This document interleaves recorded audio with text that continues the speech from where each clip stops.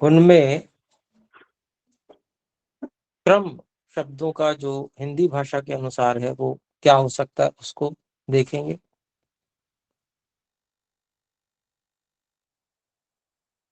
और फिर उसका हिंदी में क्या अर्थ बनता है और उसका क्या भाव है, इसको हम समझेंगे।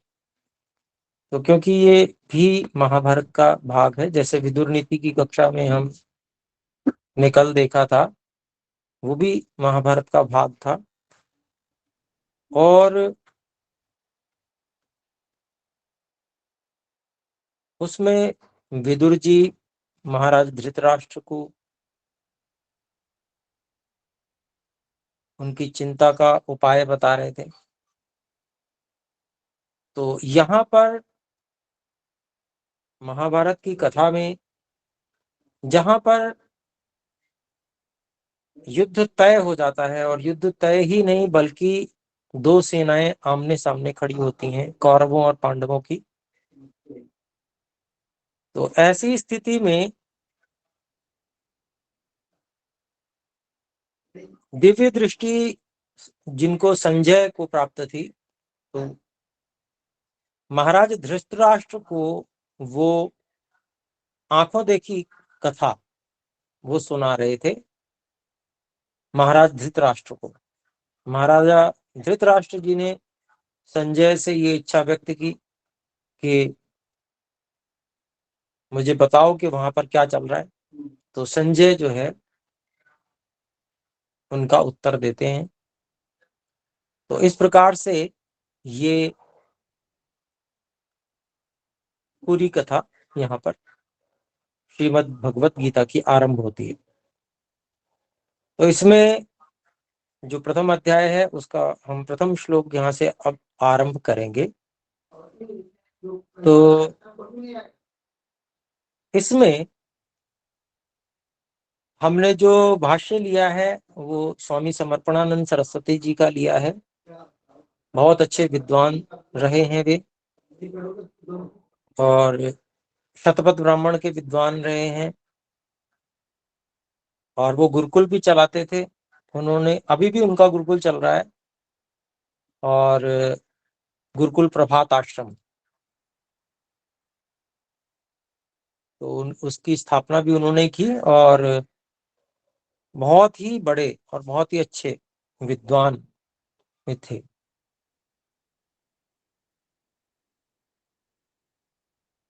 तो ये उन्हीं का भाष्य हमने लिया है, और पूरे इसमें श्लोक सारे हैं, इसमें कोई भी श्लोक कम नहीं है, पूरे के पूरे सभी श्लोक इसमें हम देखेंगे, सभी पढ़ेंगे।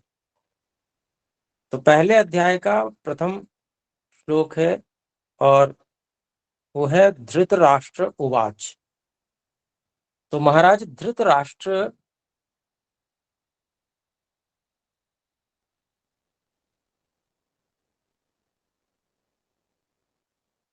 ये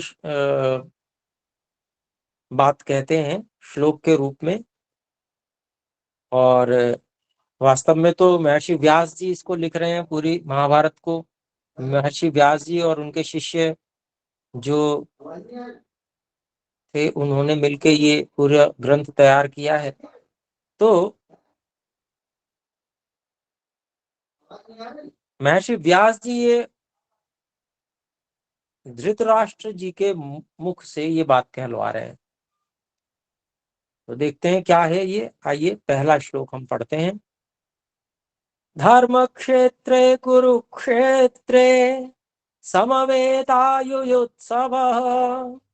मामकाः पांडवाश्चैव किम कुर्वत संजय।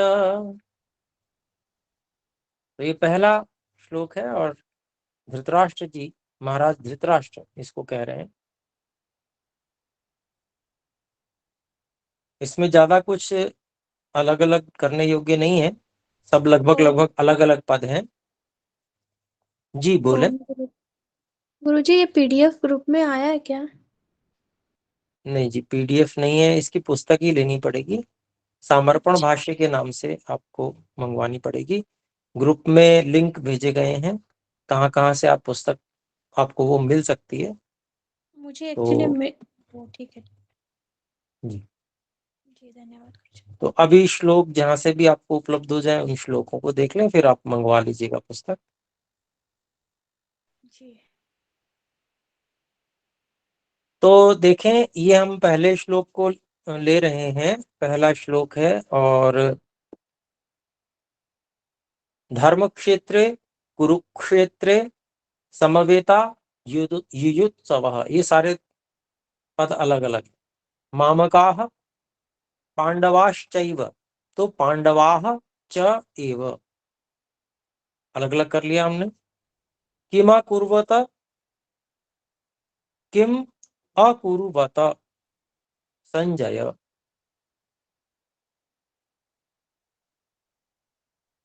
तो ये हमने पद अलग अलग कर लिए। अब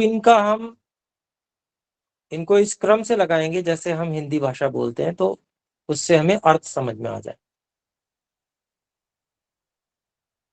तो जो सबसे अंत में पद है संजय, ये संबोधन है। महाराज धृतराष्ट्र संजय को संबोधन कर रहे हैं। संजय, हे संजय, धर्म क्षेत्रे कुरुक्षेत्रे युयुत्सवः समवेताः, मामकाः पांडवाः च एव किम अकुर्वत, ये प्रश्न कर रहे हैं संजय से महाराज धृतराष्ट्र, क्योंकि महाराज धृतराष्ट्र जो हैं वो जन्मांध थे, और संजय को विशेष दिव्य दृष्टि प्राप्त थी। जो संजय महाराज धृतराष्ट्र का रथ चालक था, सारथी था। तो संजय से महाराज धृतराष्ट्र सारी बातें और जान लेते थे। तो ये प्रश्न कर रहे हैं पहले श्लोक में। तो संजय, हे संजय, धर्म क्षेत्र,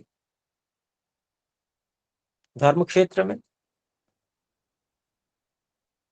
अर्थात कुरुक्षेत्र में, जो कुरुक्षेत्र है, जो धर्म क्षेत्र है, जहां सब लोग धार्मिक हैं, धर्म करने में विश्वास करते हैं, धर्म कार्यों को करने में, ऐसा स्थान जो है कुरुक्षेत्र, वहां पर युयुत्सवः समवेता। तो युयुत्सव,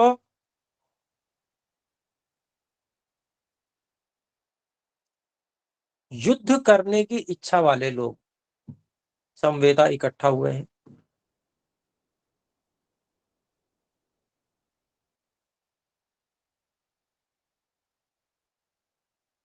उनमें कौन कौन है? तो मामकाः, अर्थात जो मेरे पुत्र हैं,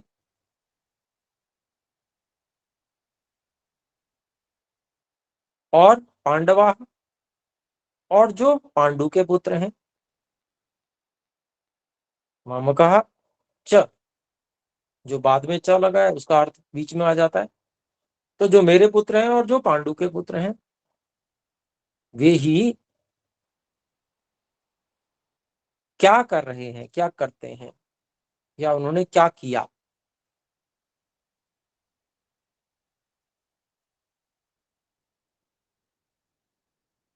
तो ये प्रश्न महाराज धृतराष्ट्र ने किया।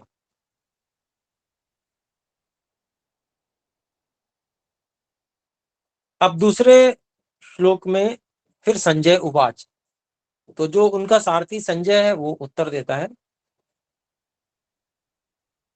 तो अगले श्लोक पे चले, इससे पहले एक और सूचना मैं दे दूं कि हम में से बहुत से जो भी लोग हैं उनको कोई शंका हो सकती है किसी शब्द के अर्थ में, या और किसी प्रकार की शंका हो सकती है। तो आप सब अपनी शंका को जो एडमिन है, ग्रुप में एडमिन है, उनको लिखकर भेज सकते हैं। तो अगली जो कक्षा होगी उसमें पहले शंका जो आपने भेजी होगी उन शंकाओं का समाधान कर देंगे, और उसके बाद में आगे का पाठ करेंगे। तो ये हमारा क्रम रहेगा। इस प्रकार से आपकी शंकाओं का भी समाधान होता रहेगा और पाठ में भी बाधा नहीं होगी बीच बीच में, तो एक जैसा चलता रहेगा पाठ। तो अब हम दूसरे श्लोक पे चलते हैं। संजय क्या कह रहे हैं इसमें, मैं श्लोक पढ़ रहा हूं। दृष्ट्वा तु पांडवानीकम् व्यूढ़ं दुर्योधनस्तदा आचार्यमुपसंगम्य राजा वचनमब्रवीत्। तो ये दूसरा श्लोक है और इसमें संजय कह रहे हैं, संजय बोल रहे हैं। इसमें हम शब्दों को अलग अलग कर लेते हैं। दृष्ट्वा तु पांडव अनीकम व्यूढ़म दुर्योधनः तदा आचार्यम उपसंगम्य राजा वचनम अब्रवीत। ये हमने अलग अलग कर लिया। अब हम इसका अन्वय देखते हैं। तदा तु राजा दुर्योधनः पांडव अनेकम व्यूढ़म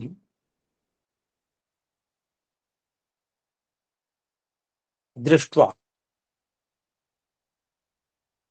आचार्यम उपसंगम्य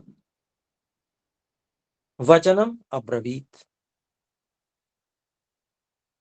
तो क्या अभिप्राय हुआ? तब, तदा तो, तब तो राजा दुर्योधन ने, करता है यहां पर वाक्य में, राजा दुर्योधन ने पांडव अनिकम, पांडवों की सेना व्यूहबद्ध हुई हुई दृष्टवा, देखकर। तो तब तो दुर्योधन, राजा दुर्योधन ने पांडवों की सेना को व्यूहबद्ध हुआ हुआ, एक व्यूह संरचना में खड़ा हुआ देखकर, आचार्यम, तो आचार्य द्रोण थे उनके, तो आचार्य द्रोण के पास उपसंगम्य, उनके पास जाकर, निकट जाकर, वचनम अब्रवीत, ये वचन कहा, ये बात कही। तो वहां घटना घट रही है युद्ध क्षेत्र में और यहां संजय उसका वर्णन दे रहे हैं, बता रहे हैं। तो इसलिए यहां पर जैसे वहां होता जा रहा है घटनाक्रम, वैसे यहां पर ये बताते जा रहे हैं। और ये क्योंकि परोक्ष है और भूतकाल भी है, क्योंकि थोड़ा समय तो बीत ही गया, जैसे घटनाक्रम घट रहा है वैसे ही वो बता रहे हैं।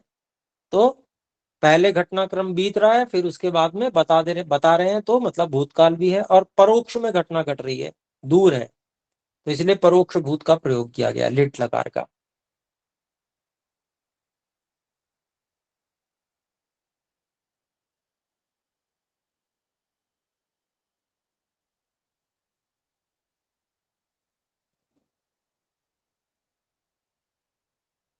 अब यहां पर हम तीसरे श्लोक को देख रहे हैं। संजय ने सुनाना शुरू किया, उन्होंने कहा कि भाई क्या हो रहा है, कौन क्या कर रहा है, जरा बताओ। तो संजय ने बताना शुरू कर दिया कि यहाँ पर जो है पहले महाराजा दुर्योधन ने सबको देखा, पांडवों की सेना को देखा है, और उसके बाद में वो आचार्य द्रोण जी के पास जाके कह रहे हैं कुछ। तो ये यहाँ पर बात आ गई। अब तीसरे श्लोक पे अपने लोग चलते हैं। तीसरा श्लोक है, पश्यतां पाण्डुपुत्राणामाचार्य महतीं चमूं व्यूढां द्रुपदपुत्रेण तव शिष्येण धीमता।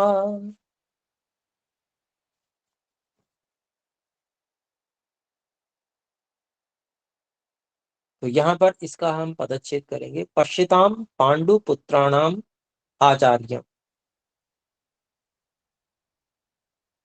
पांडुपुत्राणाम आचार्य महतीम चमूम व्यूढ़ाम द्रुपदपुत्रेण तव शिष्येण धीमता। तो इसमें भी अधिकांश पद तो अलग अलग हैं। अब हम इसका अन्वय करेंगे। तो राजा दुर्योधन ने आचार्य द्रोण से कहा, कुछ वचन कहा, तो जब वो कहेंगे तो संबोधन करेंगे, तो आचार्य ये संबोधन है। तो हे आचार्य, अन्वय कर रहे हैं हम, हे आचार्य, तव धीमता शिष्येण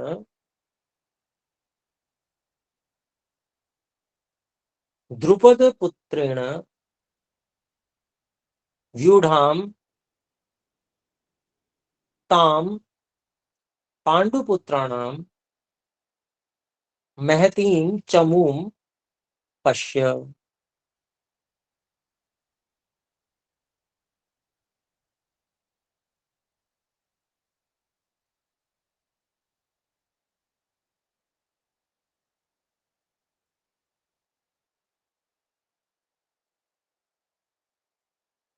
इसमें थोड़ा सा बोलने में त्रुटि हुई है, मुझे मात्रा नहीं दिख रही थी।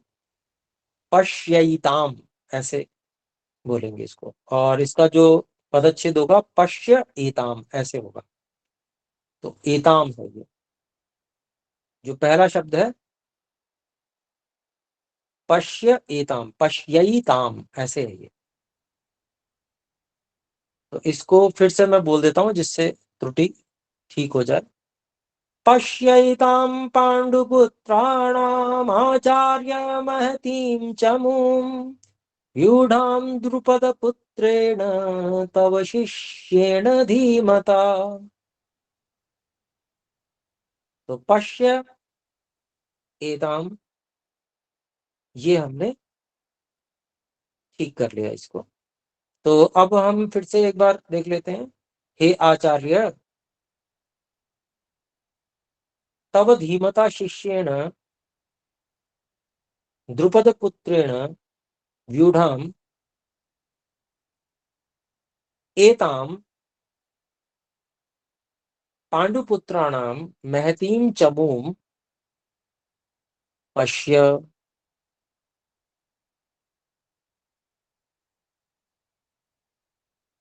तो आचार्य द्रोण से राजा दुर्योधन कह रहे हैं कि हे आचार्य, आपके बुद्धिमान शिष्य जो कि द्रुपद के पुत्र हैं, उनके द्वारा, द्रुपद के पुत्र धृष्टद्युम्न है, तो उनके द्वारा व्यूढ़ाम एताम पांडुपुत्राणाम महतीम चमूम पश्य। तो धृष्टद्युम्न के द्वारा सजाई गई व्यूढ़ाम, व्यूह में बद्ध की गई इस पांडुपुत्राणाम,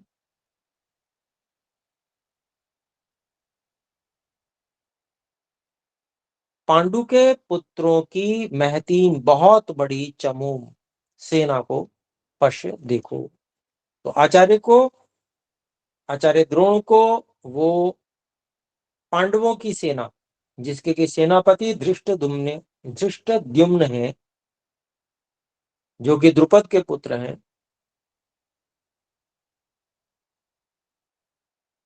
तो उस सेना को वो आचार्य को दिखा रहे हैं।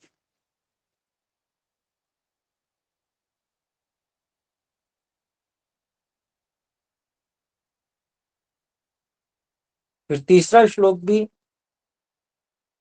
और चौथा श्लोक भी जो है वह संजय के द्वारा ही कहा जा रहा है, वर्णन किया जा रहा है महाराजा धृतराष्ट्र के सामने।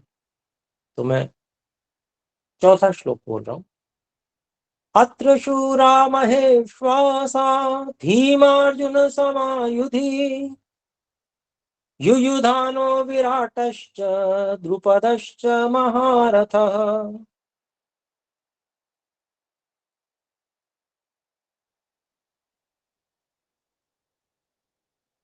अब ये श्लोक है, इसका हम पदच्छेद देखते हैं। अत्र शूराः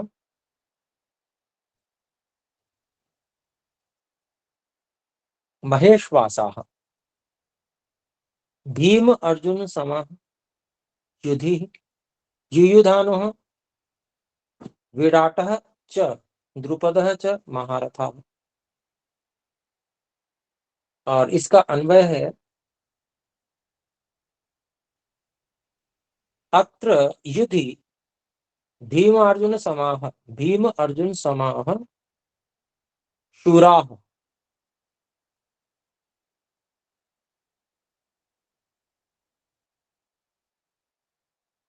महेश्वासः युयुधानः विराटः च महारथाः द्रुपदः च।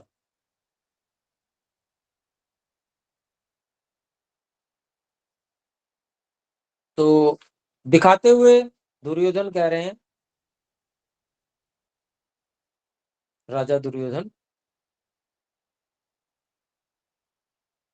अत्र यहां पर इस युद्ध में युद्ध में युद्ध स्थल पर भीम और अर्जुन के समान शूरवीर हैं।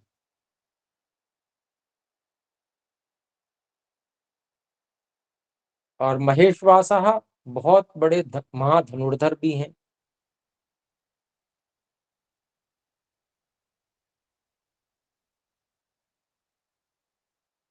फिर और महारथियों के नाम लेते हैं कि युयुधान है, विराट है,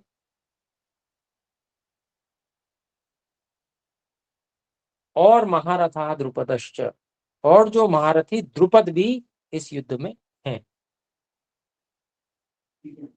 इस तरह से दिखा रहे हैं सबको कि ये वो है, ये वो है, ऐसे ऐसे। तो आमने सामने सेनाएं खड़ी हैं और दुर्योधन आचार्य द्रोण से चर्चा कर रहे हैं, बता रहे हैं।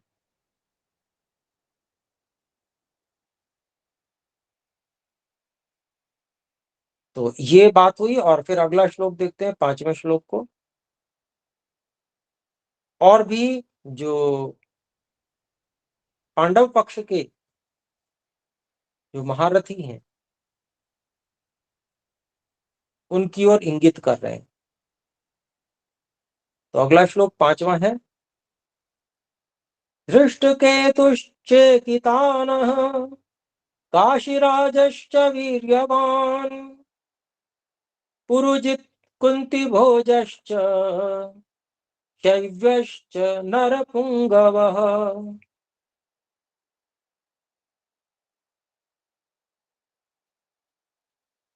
तो कौन कौन है, तो उसको देख लेते हैं। सबसे पहले धृष्टकेतु और चेकितानः। फिर है वीर्यवान काशीराजश्च काशीराजः च। ये हम पदच्छेद भी कर ले रहे हैं। धृष्टकेतु चेकितानः काशीराजः वीर्यवान काशीराजः च वीर्यवान पुरुजित् कुन्तिभोजः च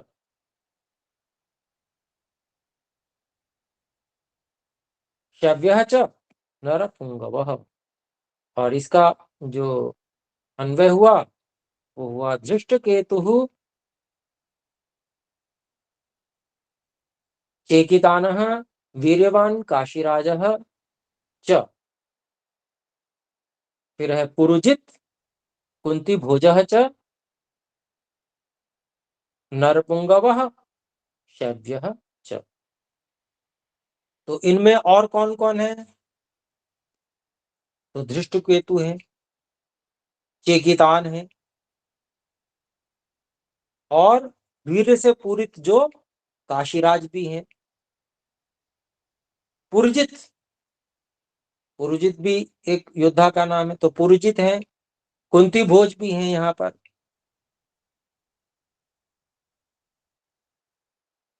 और जो नरों में सर्वश्रेष्ठ ऐसे शिवी नरेश शैव्य, ऐसे शिवी भी यहाँ पर आए हुए हैं। तो ये सारे योद्धाओं के नाम गिनाए इन्होंने पांडव पक्ष के। दुर्योधन ने आचार्य द्रोण जी को ये सारे नाम गिनाए, और भी बता रहे हैं, देखिए 6ठे श्लोक में। युधामन्युश्च विक्रांत उत्तमौजाश्च वीर्यवान् सौभद्रो द्रौपदेयाश्च सर्व एव महारथा।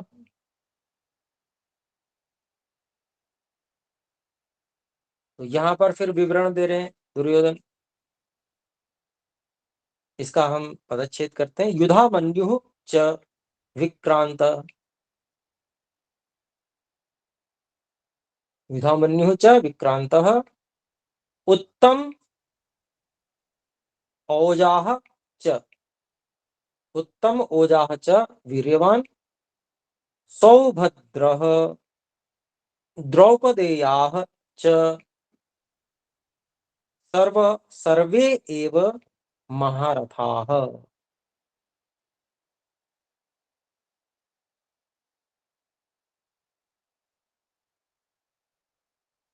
और जो इसका अन्वय हुआ, विक्रांतः युधामन्युः च वीर्यवान् उत्तमौजाः च सौभद्रः द्रौपदेयाः च सर्वे एव महारथाः। तो क्या अभिप्राय हुआ? ये अभिप्राय हुआ कि यहाँ पर जो बहुत अधिक पराक्रमी ऐसे युधामन्यु भी हैं,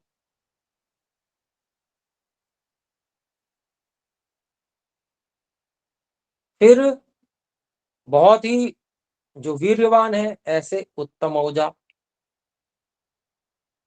औजा ये भी हैं। फिर सुभद्रा के पुत्र अभिमन्यु भी हैं। सौभद्र, सौभद्र मतलब सुभद्रा के पुत्र, तो अभिमन्यु भी हैं। फिर द्रौपदेया अर्थात द्रौपदी, द्रौपदी के जो 5 पुत्र हैं वे भी हैं। और ये सभी सर्वे एव महारथा, ये सभी क्या है? ये सभी महारथी हैं। तो इतने सारे महारथियों के नाम दुर्योधन ने गिनाए आचार्य द्रोण को। और उसके बाद में फिर अपनी सेना के बारे में भी कुछ बता रहे हैं। देखिए 7वें श्लोक में, तो 7वां श्लोक पढ़ रहा हूं मैं। अस्माकं तु विशिष्टाये तान्निबोध द्विजोत्तम नायका मम सैन्यस्य संज्ञार्थं तान् ब्रवीमि ते।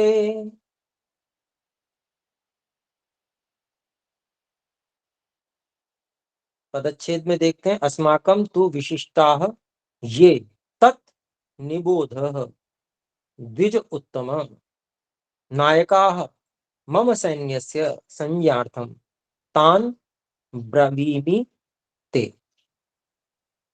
तो इसका हम अन्वय देखते हैं। हे द्विजोत्तम, आचार्य द्रोण के लिए ये संबोधन है। हे द्विजोत्तम, ते नहीं, ये, हे द्विजोत्तम ये तु अस्माकं विशिष्टाः मम सैन्यस्य नायकाः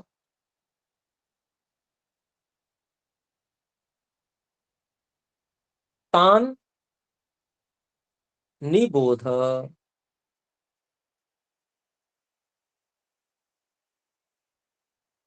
तान ते ब्रवीमि। तो क्या अभिप्राय हुआ? तान ते संज्ञार्थम ब्रवीमि, तान ते संज्ञार्थम ब्रवीमि। तो क्या अभिप्राय होगा इसका? हे द्विजों में उत्तम आचार्य द्रोण, जो सर्वश्रेष्ठ हैं, सबसे अच्छे द्विज हैं, ऐसे आचार्य द्रोण, ऐसे करके संबोधन किया। ये तो अस्माकम विशिष्टा, जो हमारे विशेष महारथी हैं, और जो मम सैन्य से नायक, और मेरी सेना के जो नायक हैं, नेता हैं, तान निबोध, उनको आप जानिए, उनको भी आप जानिए। शत्रु पक्ष के तो मैंने पहले गिना दिए, अब हमारे पक्ष में कौन कौन है उनको भी जानिए। तानते संज्ञार्थम ब्रवीमि, उन सभी को मैं आपके संज्ञान के लिए कहता हूं, उनके नाम कह रहा हूं मैं, ऐसा दुर्योधन कहते हैं द्रोण जी से।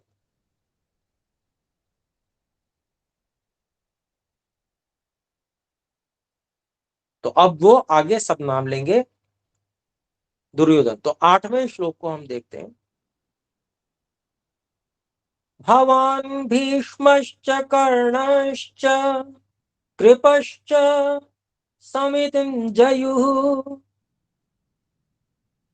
समितिं जयः अश्वत्थामा विकर्णश्च सोमदत्तिस्तथैव च।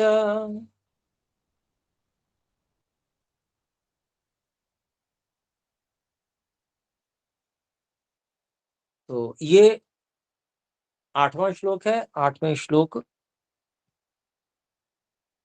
समय पूरा हो चुका है, चलिए हमने पढ़ दिया तो इसको कर लेते हैं।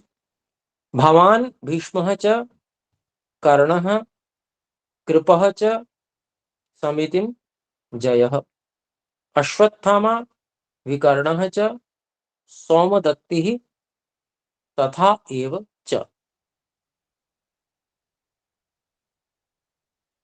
अब इसका अन्वय है, भवान भीष्मः च कर्णः च समितिं जयः कृपः च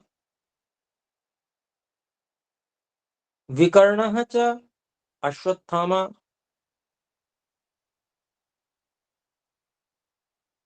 विकर्णः तथा एव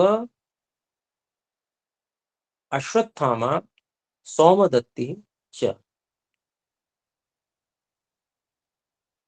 तो वो क्रम से खड़े हुए जो उनके महारथी हैं उनके विषय में कह रहे हैं। सबसे पहले आप हैं, भगवान आप हैं, फिर आप हमारे सेनापति हैं, नेता हैं, और फिर उसके बाद में भीष्म है, भीष्मश्च, और भीष्म है, फिर कर्ण है, फिर संगठित सेनाओं को जीतने वाले कृपाचार्य हैं, समितिम जयु, समितिम जय कृपा। तो ऐसे विजय प्राप्त करने वाले कृपाचार्य भी हैं। फिर कहते हैं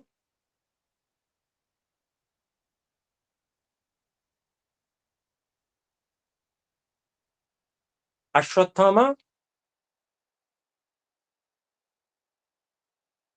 विकर्ण च तथा एव सोमदत्ति च। फिर अगले गिनाते हैं कि उसके बाद में फिर अश्वत्थामा भी हैं, फिर विकर्ण है, और फिर सोमदत्ति, ये सब महारथी हैं। तो ये इस प्रकार से अभी और भी जो दुर्योधन जो है वो अपने आचार्य से जो कह रहे हैं, और जिनको सेनापति बनाया है तो उनको सारा विवरण दे रहे हैं, जिससे कि वो अच्छे से सैन्य संचालन करें। तो इस प्रकार से यहाँ पर बताया गया। तो ये 8वें श्लोक तक हमने किया है और फिर अगली कक्षा में करेंगे। अभी समय कुछ अधिक भी हो गया, तो आइए एक बार ओम का उच्चारण करते हैं। ओम।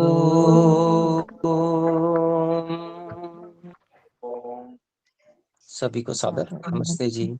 नमस्ते सर जी। नमस्ते।